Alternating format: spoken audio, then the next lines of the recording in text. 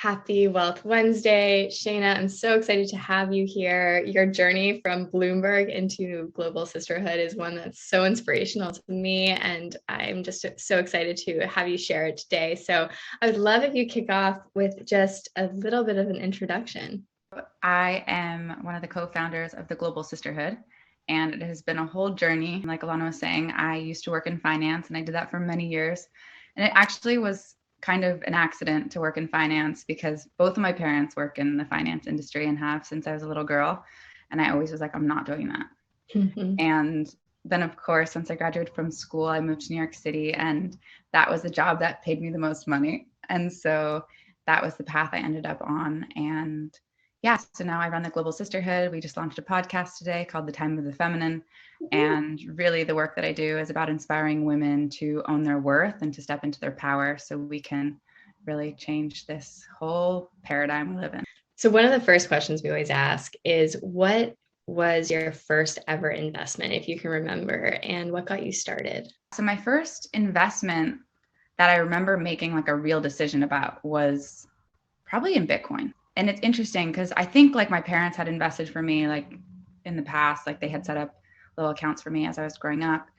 And when I started working at Bloomberg in 2013, one of my first tasks was to put Bitcoin pricing on the terminal, which was such a like random thing. I feel like crypto actually has played such an interesting role in my life, like coming in at these interesting times. And so I remember, creating an account and doing all the things I needed to do to invest in that. That was like the first clear thing that I was like, this makes a lot of sense. This is something I want to invest in. So I'm happy I did. Wow. Do you remember what made you feel that way? Like what made you be like, this makes a lot of sense. This is something I want to invest in, especially at such an early time, right? Right. It just felt so novel to me. Like I feel like there's different kinds of investments, one of them being something you really believe in, you believe in its potential and you want it to grow. And so I think the novelty of it and the way that I could see that it could change the world that we're living in, like that to me was really interesting. And then there's other sorts of investments, like something that will grow over time seems more logical in nature. This was more like exploratory and fun. And so it kind of like lit me up in any way. And so how and why did you get into your space? And I think it's kind of funny, like you mentioned with Bloomberg is kind of like, well, finance was just like the best paying job. So I think it'd be kind of cool to hear like how and why you got into this now other space of like the feminine work. Yeah. So I worked at Bloomberg for most of my 20s. And, I actually really loved the company. I really loved how supportive it was to my career and everything I wanted to do. And I also got to see the way that finance world worked. And I was, all my clients were big banks and small investors at different times. And so I kind of got to see the landscape of what was happening. And, what I saw, whether there were a lot of women in the space and a lot of them had to sacrifice their feminine qualities to exist there. Mm-hmm. And really the recognition was in myself. I saw it in myself too. And a lot of like my feminine gifts were not being able to be expressed. And the way that made me feel was depressed and sad. And I didn't quite make the correlation until a lot later. I was working in venture capital at the time. I moved from Bloomberg sales into Bloomberg's venture space, and Me Too was happening. And so there were a lot of things that were just happening in the ecosystem outside that were kind of starting to draw my attention towards this thing I was talking about before, like the lack of feminine qualities in the space. What I like to think about in terms of the feminine is how cooperative and collaborative and like sharing the feminine is. And so when I think about Bitcoin, like what I was thinking about back then is really like the potential of something being dispersed. And that to me is the feminine essence. It's, the same nature that trees have where they share with one another and they collaborate. And in the finance industry, you can see that people are just building these piles of money and it's not collaborative and it's not sharing. And so I was just curious about how you build another way. And what needed to be inspired was that essence of the feminine within each woman and man. But what that really comes down to is a sense of worth, a sense of worthiness that is like so deep down. Like, how do you instill that sense of worth? And that to me took a lot more work and could lead to great change in our world. So I left to join the Global Sisterhood. And, yeah, there's a longer story there, but it really, like, that was the essence. It was like, how do you get women to feel worthy to do the thing that they're put on this planet to do? Because I do believe that we each have like a mission here, or something that we're supposed to do given the gifts that we have and the essence we carry. And so how do we make each one of us be like, hell yeah, I can do that. And so here I am. What role do you play in the wealth space, and why is it important?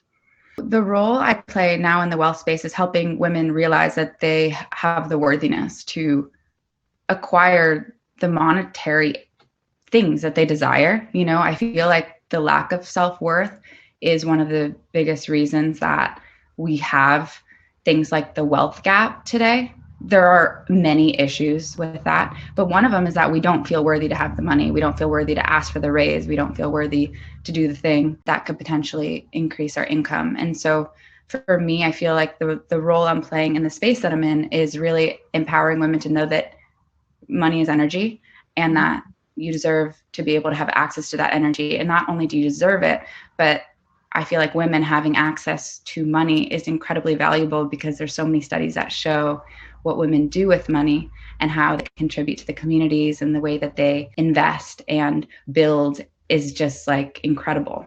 And so I can't wait for more women to have money in their hands. Part of this has been, I guess, now launching thousands of circles around the world and the frameworks to do so. What do you think is the most exciting thing you've learned in that process, and that you would want others to know? You know, the power we have when we come together. Like, I know that's really the mission of Youve too, that we are stronger together and that we can do more together. And with women especially, there's been so much comparison and competition and judgment and shaming and all these things we've done to one another. And it's really important, like what we teach in circles is spaces of non-judgment, places to heal, places to understand and come home to ourselves, and have compassion for one another. And I think when we can start to do that and really, you know, have honest conversations with one another and be authentic when something doesn't feel good, that's really important in any relationship, but especially amongst women. And so I just believe that, you know, the one thing that we should constantly come back to is that we're stronger together and that we can do this. It might be hard to overcome some of the obstacles we face in relationship, but it's totally worth it. Is there a person or a company that's really inspiring you in this space? Yeah, there's companies that I definitely look to, and they're not necessarily in the space, but the first one that popped to mind is like Dr. Bronner's. I just love the way they run their organization and the way they care for the quality of the products they create, and the way that they give back to the earth, and the way that they care for their employees and make sure that, you know, the CEO is never making more than 10 times the lowest paid employee. So there's different ways of structuring the company that I think are really important, and having goals that are aligned across the board. And so Global Sisterhood is a public benefit corporation. What I love about that is that in our bylaws, it says that we have shareholders across the board, including the environment, including our community, including, you know, all the people we touch and come across. And a normal corporation just doesn't have that. It's just to shareholders. And so really extending the scope of what you touch and what you care about as a company, I feel like is really important.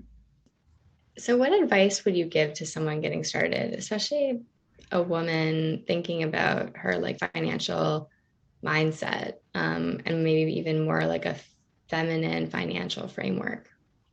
My mother used to tell me this, but it was like, you don't want to have to rely on anyone. Like, you want to have like the sense of financial independence and freedom.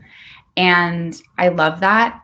And there's an element of that is like based in fear. That's like, you better make sure that you protect yourself and you have what you need and all this kind of stuff. But I do believe it's important to have your independence and be able to live the life you want to create. And so I would ask, you know, the women who are starting out to really think about how they want to create wealth and what that means to them, because you can go create money in a zillion different ways, and some of them can be hurtful to our earth. It can be hurtful to the system that you're in. It can be hurtful to yourself. And so really creating like a wealth ecosystem that is healthy and that is based in empowerment, I think is super important. And anything else we should know? How can we follow what you're doing, what you're building, what you'll continue to build? Yeah, so you can follow us on Instagram at the Global Sisterhood. Our podcast is on Apple and Spotify and all places podcasts are found, and that's The Time of the Feminine. And our website is globalsisterhood.org. And yeah, I mean, my goal for Global Sisterhood is really to create something like Youve, to really open source it and allow the women that are part of the Global Sisterhood to be a part of it, to be real stakeholders and have a say and be able to vote, and for leadership to be able to turn in the same way we were talking about, Alana, like with the birds, that there's always like a new leader because it makes sense. And that's the way that nature goes. And so I feel like that's a really important place to look to how to lead and how to build. And so, yeah, I'm excited for the learnings and the things to come. Well, thank you so much for everything that you've shared and everything you've learned from going from this financial world into this like feminine world and now starting to bridge the gap. I know we're really excited to collaborate more as well and learn as we expand a lot of this into circles too. So definitely a lot of more good things to come and very grateful for you.